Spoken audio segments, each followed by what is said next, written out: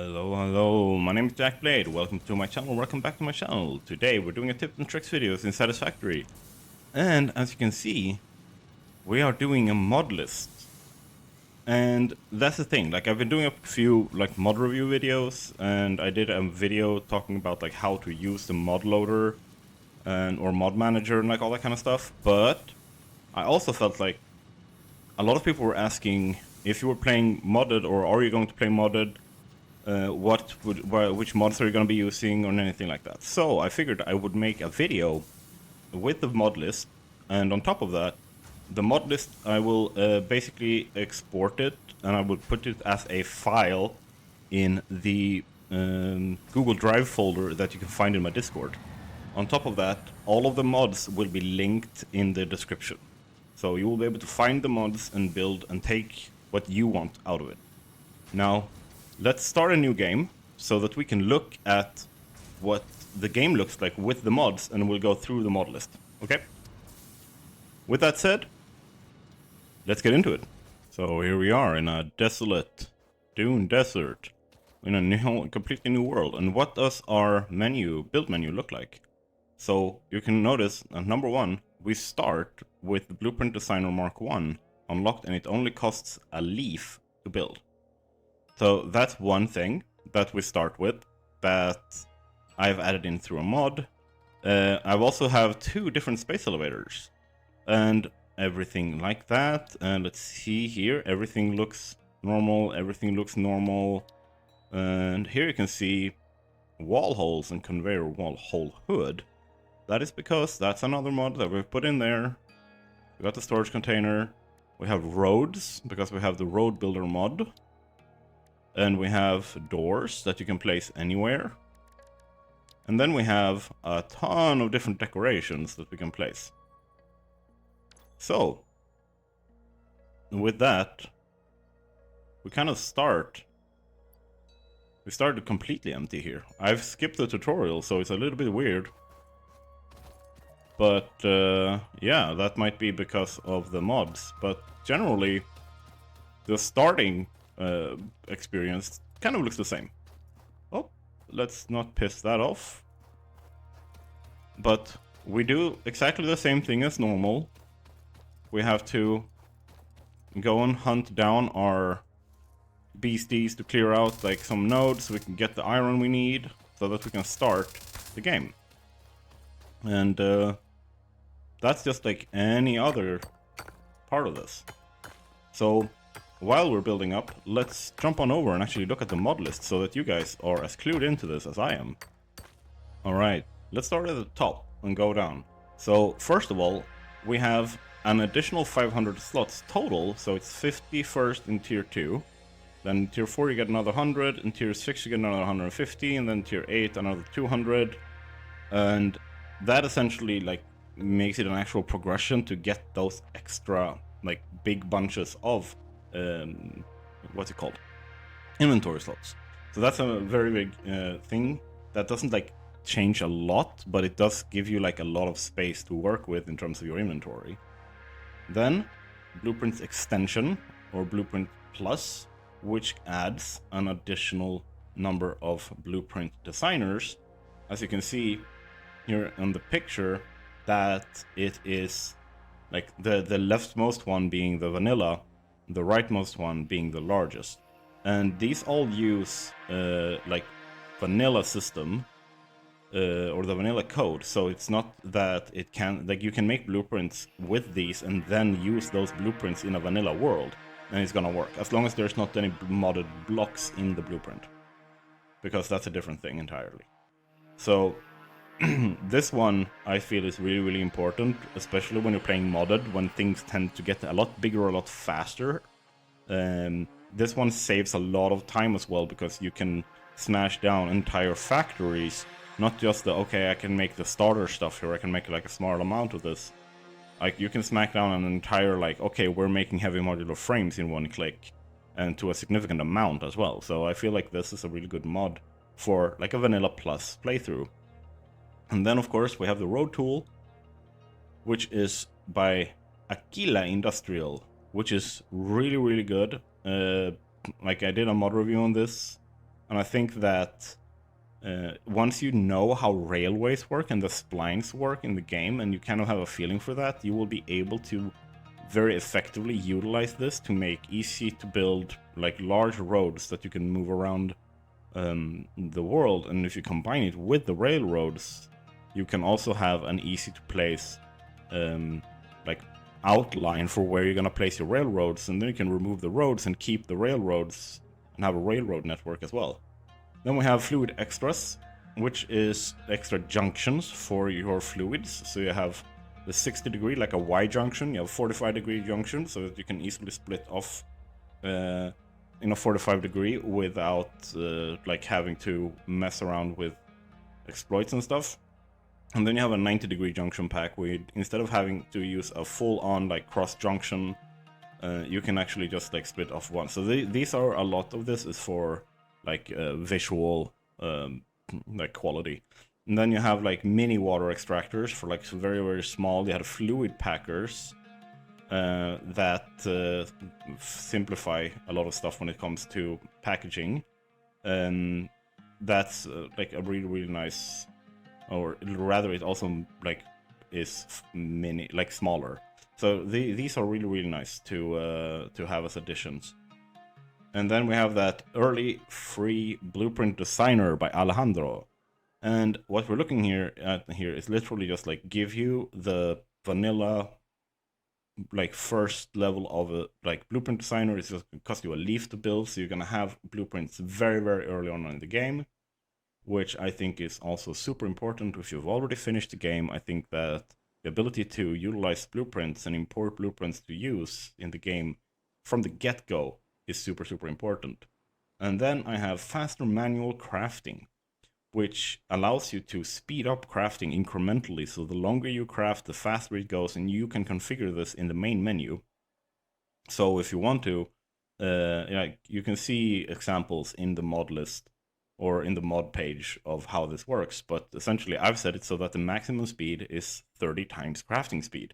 So I don't have to sit there and craft for half an hour. I can craft everything up in a minute because things go faster and faster. Then we have infinite Zoop. And infinite Zoop means that I can place, this is stuff that you unlock in the man, and you can get to a certain amount of like zooping, so to speak, per unlock, but the last level is literally infinite Zoop. And I've accidentally used that to break the world. I accidentally clicked and placed like I think like 35,000 foundations in one click. That was not on purpose, and the game just went like, nah, I ain't having none of this. That was not fun. And this is for like anything that you can soup, except for beams. Beams stay at a maximum soup length of 40. And then we have infinite nudge, which yes, it makes you able to like move things infinitely. What's important with this, however, is that it adds vertical nudging. That is the real powerhouse of this mod. And so I think that's really important. On top of that, you have SkyUI, which is a, like I've talked about this before, I think everyone knows about this. It's a menu that lets you control the time of day, where you can like pause time, change time freely, turn on and off fogs, and when it's actually like enabled in the game, you can change the weather through this menu as well. It's currently disabled because it basically broke during update 8, and it hasn't been fixed because of like the update to Unreal Engine 5.3. Then we have daisy chain everything, which allows you to, in the mod settings, change how many like extra nodes a machine has. So if you want to have like 50 like connection points for a single machine, you can have that. It's completely controlled here, and that means that you don't have to place extra power poles or make messy power pole setups to power your machines. You can just go from machine to machine to machine to machine and power them. And then we have the throughput counter and limiter. While I have been very vocal about the limiting, not like on for me, I want to be clear. For me, throughput limiting does not have a function in the game, like on a modded level, because you have vanilla ways of doing this, which I like a lot more. However, I love the throughput counter because I need that in some way, shape, or form. If I'm doing it manually or not, I still need to be able to check an output so that I can do the math on whether or not something works or not. It's great for troubleshooting and experimentation. So I really want that mod to be in a Vanilla Plus mod pack. Then you have Structural Solutions, which adds a ton, an absolute metric ton of new decorative buildable foundations, shapes, like decorative detailing and stuff like that, that lets you build a ton of different cool stuff in your playthrough. And those are insanely good looking, in my opinion. So 100% a must-have. Then we have sorting the unsortable. Basically, what this helps you do is add things to sort that you haven't unlocked yet. So normally you only get things to be able to pick them and put them into a like sorter in a smart splitter or programmable splitter or anything like that. Now you can find them and go in there and check them before you unlock them. And if I remember correctly, let's see here. Yeah, it also makes sure that everything is already unlocked in the, what's it called, in the codex. When you press O in the game, you open the codex. Now you can see everything without unlocking it, which is really, really cool.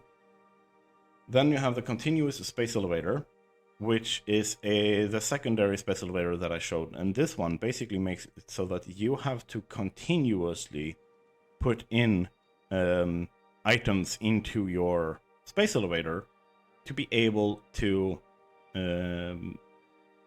like use it. So when if you fail in delivering items, you will not be able to continue creating buildings from the face, right? So this basically means that you have to continuously produce the space elevator parts to continuously like use the stuff that you unlocked and to continue progressing through the game. So it's more of like a challenge to actually have a stable production line for your space elevator parts. So this basically prevents you from just being able to randomly I'm just gonna like handcraft this or like temporary setup here while I hand feed in stuff. No, you have to make a smart plating setup that can feed like 30 per minute, because that's what you're gonna need total. Phase 1, phase 2, total as 30. So, and you can customize this in the game as well by using the chat commands to modulate like the numbers that you need to put in per minute. So you can have real fun with this. And then we have deep mining, which is a really cool one, because it basically gives you random materials. So in tier 3, you unlock the Deep Miner Mark 1, which has one conveyor output, consumes 70 megawatts, and it can give you like hard rock, like that's just like sink that, does nothing. But then you have iron ore, copper ore, limestone, coal, and rarely caterium and raw quartz. It costs 500 rotor, 500 cable, 100 smart plating, and 25 modular frames to build. And it also has the possibility of 7 other items and like secret items. So with that, you have a lot of like really, really cool stuff that you can do with this, and it's really gonna shake up your gameplay, because now suddenly you can like might need to set up like what's it called sushi belts and stuff like that. So from your miners. So instead of like focusing on the nodes, you need to focus on like item sorting and processing and stuff like that. So you might not necessarily know how much you're getting of each part. It's going to be really hard to make like stable production lines and everything. But you're not tied down to specific locations for your factories. And then you have the Deep Miner 2, gives you even more, like everything in the Mark 1, plus eventually sulfur, silica, compacted coal, packaged oil, and packaged water. So you're gonna get some of the liquids as well. and then you have more items plus secret items, and then in the end, in the tier 7, you will unlock Mark 1, Mark 2 materials, and then you will have bauxite, SAM, uranium, and nuclear waste, more compacted coal, and raw diamond, and no purpose sync supercomputer points, basically. Then you have, the raw diamond doesn't give you anything. It's not the diamond that you craft in the game, so it's a different one. But like, it's really, really cool, and like I'm looking forward to trying to play with this and see what it's like, what it can do. And then I have another like quality of life one. This is the no portable miners. Essentially, no portable miners when you are building stuff. Screw that. You don't have to have them anymore. You can just skip that. You can just build the miners with everything with the portable miners taken out of the recipes. Then I have the no new label, which removes all the new labels when you unlock stuff in the MAM or in the Awesome Shop, or unlock them in the hub and whatever, so that you don't have to get that new pop-up constantly. And then we looked at it before, that you can have doors anywhere. You can have conveyor holes in the walls anywhere. You can place them down, so you can like place in belts and have items go in and out and stuff like that, without having to mess around with game-breaking stuff. The Transformers Explorer. This is basically press Alt W and you will turn into a transformer. You are now a car. Alt W, or rather just leave the car and it disappears and you are back to normal. So a really, really good one. And then I have put in mods that remove the SpaceGiraffeTickPenguin and the flying Manta, so that you don't have a bunch of animals really messing it up, making it really hard sometimes to build or anything like that. Then more inventory slots. These are just like clean, give you inventory slots. Some of them you need to unlock, some of them you just start with. And then we have the last mod, which is decorations. And if we look at this, you can see there's a ton of different things to pick between, including like the grass fields arc. Like there's really, really big stuff that you can do with this to mess around with and create, like you can actually like decorate and detail using nature rather than just a bunch of buildables. So I think that this is a really, really good mod list that you definitely should try out. And I basically have nothing more to say other than I am looking forward to seeing what people think about this mod list. If there are mods that you would like to see in the mod list that are not there, then let's show them off. And come on over to the Discord to pick up the mod list if you want that. Otherwise, all the links are in the description if you want specific ones. But let's head on over back to the game. And here we are back. Now, I picked up some stuff here, right? So I can place my hub. And what's really, really fun with all of this is that, like, I'm not going to necessarily start playing, but what I do want... Welcome. What I do want is to hear your thoughts on the potential of a modded playthrough. Would you guys like that? Is there specific mods you would like to see? And yeah, that's it for today. I think I don't necessarily have a lot more to say, other than go forth and have fun with your new, hopefully inspired mod list. And if you have questions or anything, ask them in the comments. If I can't answer, I bet someone else will help you. And let's have fun. Bye!